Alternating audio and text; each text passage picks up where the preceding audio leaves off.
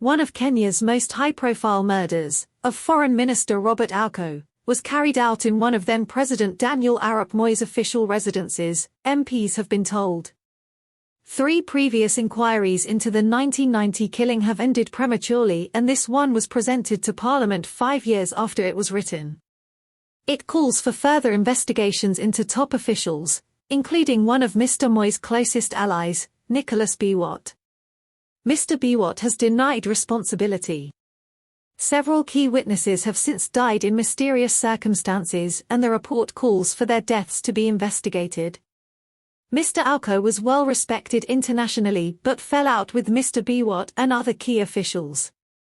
Rush of reports.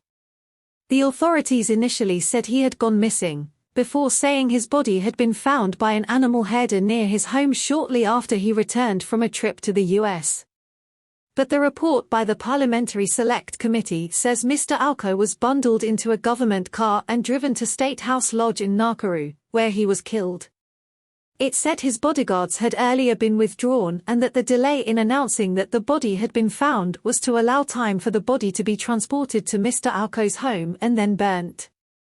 The perceived foreign support of Dr. Ouko to ascend to the presidency to weed out corruption and human rights abuses was perceived by the leadership as a threat to the presidency, and that this could be linked to his death, says the report, according to the East African Standard newspaper.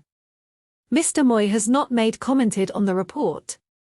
Some of those involved in previous investigations have complained of official interference in their work.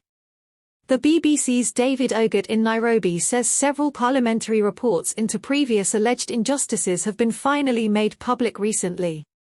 He says the reason for the sudden rush is not clear. The culture of impunity is slowly being assaulted, Gorsungu, who chaired the committee, told the BBC. He said he was confident that the report would be adopted by Parliament, meaning the call for investigations would be acted upon.